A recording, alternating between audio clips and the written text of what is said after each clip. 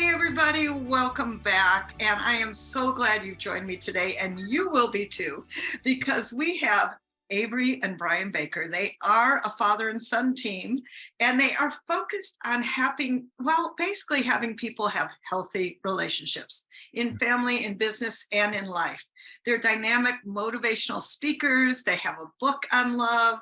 And basically, as father and son, they are also business partners, and they're going to help you today understand to have more prosperity in your business, in your life, and success, and basically teach you how these goals affect both your relationships and your family. Very interesting, wonderful guests. Welcome, Avery and Brian. Thank you, Jill. Thanks for having us. Oh, Thank you very much, Jill. You are so welcome. I know you two began working together. What was that like? Why don't you go get started on that, Avery? Well, Jill, working with the old man, it's an experience, and it's honestly a blessing, to be able to work with my dad. Something that I didn't grow up thinking, but as time went on, we found an opportunity to be able to tell our story and to be able to help families and help organizations and companies learn how to have better relationships with one another and better relationships with themselves. And so, that's the inspiration, and it's led us across the country, spoken in front of, hundreds of audiences in different venues and different types of events. So I can't be happier with what it is that we've been doing. I'm sure that is really a beautiful thing. I'm going to get to a deeper question about that in just a moment, but I'm curious, how did it begin that you two worked together? Like, where did that start? Pops, take that. Yeah, I'll take that. Jill, it's funny. I was bugging him to do something with me when he was a sophomore in college, right? I was like, okay, I'm going to end my tenure in corporate America. I worked in corporate America for close to 25 years, and it was time to, close that chapter and open up a new one. And so, he and I always had, a wonderful bond. And so I asked him, would he come along with me? And he said his sophomore year of college, no, because I don't know myself well enough. And I thought that that's really a mature answer. But then I circled back to him his senior year of college, when he was about to graduate. I knew he didn't want to just jump on the corporate hamster wheel. And so over a conversation at dinner, I brought up an idea with him about this. We explored a little bit more. Actually, my wife was at that dinner with us as well. And she kind of seconded the notion, if you will, about you guys would probably, have some fun doing this together. And that's how it started, and that's how it launched. So we figured out how to do like our first signature talk, and then from there, it just kind of really exploded for us, and we've started doing a lot of things, not only with family organizations, but also with nonprofit and for-profit organizations, bringing us in to talk about healthy employee workplace relationships. So, relationships are relationships across the board. Yeah, and I know the two of you, your goal is to really help people in their relationships. And to that end, you also have a book. Tell us what the book's called and how that came to be. Yeah, the book is called Love Wins: 5 Keys to Strengthen Your Relationships. And the origin was around us just telling stories about my upbringing. And the way that we developed it is we started by, picking the same stories and then telling it from each perspective. So the subtitle of the book is actually A Parent and Child Perspective. And so with the stories that you'll read in the book, you'll see some of the stories are told from my perspective, some of the stories are told from my dad's perspective, and there's a combination as well. And so from there, we started to develop the 5 keys, right? And the keys are open conversations, building trust, setting expectations, conflict resolution, and the last, and perhaps the most important key, is social and emotional intelligence. And so that's how the book came to be, and then the process on through it. And, ever since, it's been something that people continue to refer to when we speak live. I love that. And I think that that's a unique perspective. I just love the fact, and I've been blessed to work with both of you, that you are father and son, that you know, it's real, right? I mean, and it's, whether it's that relationship or in business, it's all about the relationship, isn't it? Yeah, that's Yeah. indeed, indeed. And it doesn't go without challenges, Jill, as father and son. I mean, we're business partners, we're 50-50 business partners, but there's a generational difference too. And so that kind of makes it interesting at times when he brings the millennial viewpoint. I have the baby boomer viewpoint. And but it also makes for really good content because we bring, different perspectives into this space. And so it helps us out a lot. It helps me because I've learned a lot from him. He's obviously been learning from me his entire life. But I really now, I gain a lot of insight from his wisdom because, he thinks about things differently than I do. And Well, I think that that's healthy. That's healthy for me because, we're all works in progress. We're all always under construction, right? So it's been good for me. well, that brings me to a question that you've partially answered, and that is, and Brian, why we're here with you. What is it like to work with your son? I mean, I hear Yeah. the different millennial and generational view we'll talk about, but come on, give us some, like, what's it really like to work with your son? Well, it has been it's been frustrating at a lot of times, to be candid with you. But that's been part of the journey that's gotten us to where we've gotten to. We both bring different strengths into what it is that we do. He has taught me the importance of active listening. To be really candid with you, he's a fantastic listener. He's got a very mellow mindfulness approach to life, which I respect, and candidly aspire to try to get to where he is. I mean, I don't have that. It's not where I've been, and so I've learned a lot from him. It's been funny though. There've been times where I'll say, "Hey, come by the office today so we could talk about X, Y, Z," and he'll say, "Well, just shoot me a text." I'm like, "No, come by the office so we can talk about this, right?" And I tease audiences when we speak. I've never traveled with someone where we go out to eat dinner together often, and I'll say, "Let's say grace," and he'll say, "Before you eat, let's take a picture of the food." I'm like, "Dude, like, come on." So it's been fun. It's been different. It's been frustrating at times because I'm stuck in my ways, to be candid with you, and I've had to learn, to not do that. So he's been much more flexible about it than me, but I've always appreciated his flexibility, and I've been learning steadily to emulate what he's modeled for me. Yes, and of course, teaching you so many things. And so, Avery, now it's your turn. What's it really like to work with your dad? How is that for you? I mean, I think everything that he said is spot on, right? And for me, our dynamic and our relationship has grown because of it, right? Not only is it father and son, but now that I'm older and I'm into my 20s and I'm an adult, we've become better friends. And I think that dynamic is, and that growth is part of the reason why I love what I do.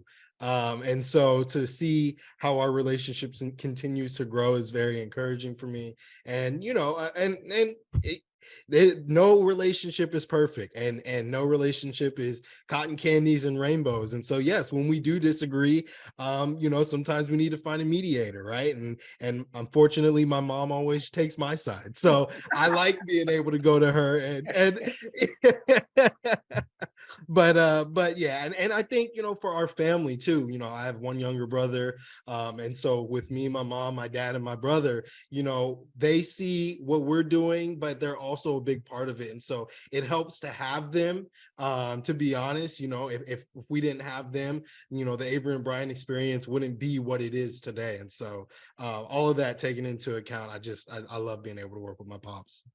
Oh, that's beautiful. And I always, in your presence, both of you can feel that love. And I'm sure your audiences are inspired by that love because it's real. It's, modern, it's happening, it's now.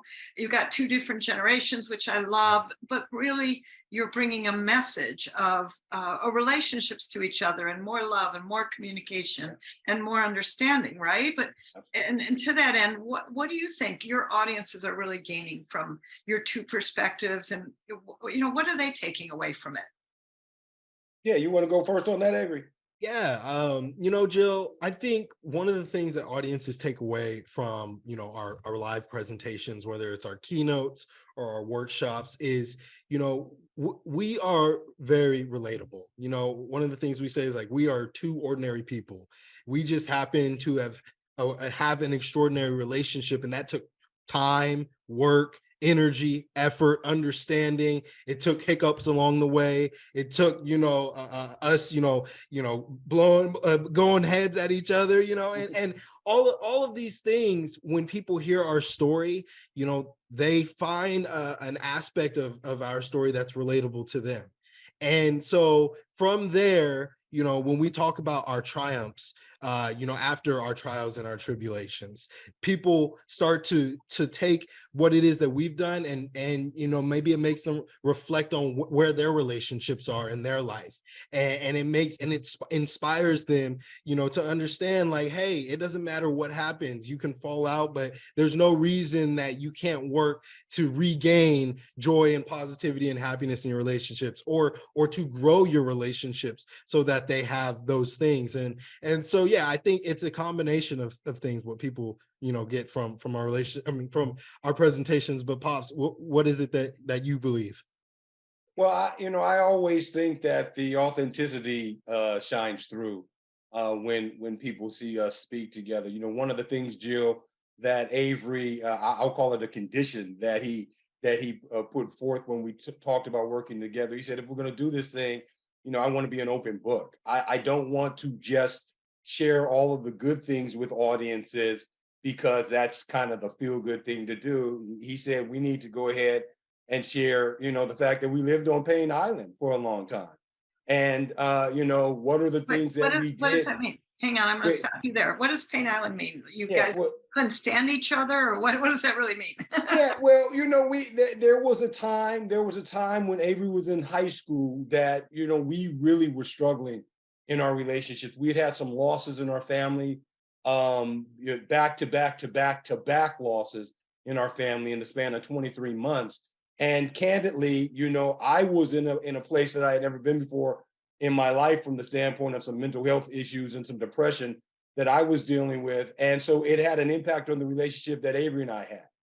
And so, none of this was his doing. It was really me. He was trying to figure out, like, how do I get back this part of my father that I lost?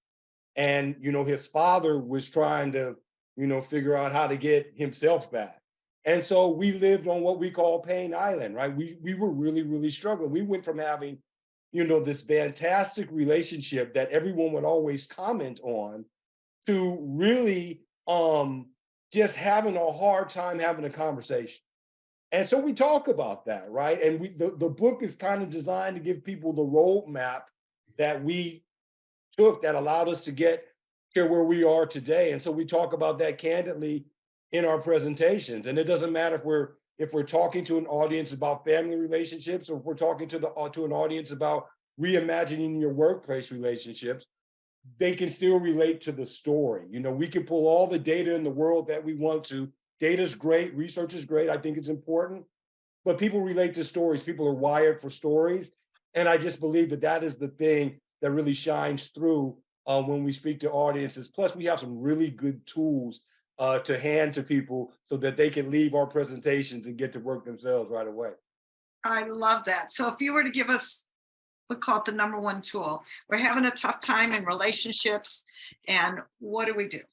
Ooh, this might be one of those generational divides, Jill. I'll say what I think. Avery, you go ahead and say what you think from your perspective. I think, Jill, that the first thing that we always have to do when we're having problems, pretty much with anything in our life, but relationships included, is to step back and look in the mirror and figure out, how self-aware am I in terms of where I am in my journey, right? what are my strengths? What are my weaknesses? What's my personality? What's my character? What's the thing that makes me tick? What are my emotions and my habits? All of those things I think are the important step, the first step to be able to sit down and figure out, what type of relationship you're going to have with somebody else, because it all comes back to what kind of relationship you want to have with yourself. So that's where my start is. I mentioned a minute ago, Jill, the losses that we had and the journey that I was on. That's the thing that helped me course correct when I began to be a little bit more self-aware in my life. Oh, that's powerful. Thank you for sharing that, Brian. Yeah. And I think another place to start, Jill, is in our communication. And one of the keys that we write about in our book is about open conversations. And open conversations, as my dad was talking about self-awareness, open conversations takes a lot of self-awareness, right? It takes the ability to be reflective. It takes the ability to be mindful of how we are communicating using I statements versus you statements, right? And so when we can have open conversations, two-way conversations that are about dialogue, not about monologues or speech and debate, right? When we can have open conversations, that is an excellent starting point for our relationships to get better, to repair themselves, or to simply just grow. Oh, beautiful. Thank you for that. Well, you two are definitely not only a father and son loving pair, but certainly two individual human beings who I think almost everybody would want to emulate and to learn from, and to learn, really how to have a better relationship and a better life. And to that end, I know they're going to want to be in touch with you. What would be a great, I know that you have a free gift for us. What would be a great way for people to stay connected to you, please? Absolutely. One of the best ways to stay connected with us is through our website. Our website is averyandbrian.com. That's AVERYANDBRIAN.com. And through there, you can connect with us. You can contact us, schedule a call, an introductory call with us. But one of the things that we provide on our website is a free tools catalog. And so we have numerous tools for personal development. And so my dad is a certified social and emotional intelligence coach. And so with that, we have numerous social and emotional intelligence worksheets, reflection exercises, and we also have a few ebooks for personal gain. So that you can find that on the website, again, averyandbrian.com. And then in the top right-hand corner, you'll see a free tools tab. And so anybody that's listening, for your audience, they can access that and begin their process of working on their self-awareness and self-development today. Fantastic. And we'll also be posting that. And please go ahead, click the link, go and see these two incredible people, book them for speaking, and get in touch, because these two are going to help change your life. And I know you've changed our listeners' lives today, and I thank you so much for that. Thank you, Jill, for having us. We appreciate it. Thank you. Absolutely. And thank you, everyone, for dropping by, for listening, for opening up your life. And go check out JillLubin.com, and let's see how I can take you out there in new and amazing, wonderful ways. And also inviting you all to keep being kind, keep listening, and we'll see you again later. Bye-bye.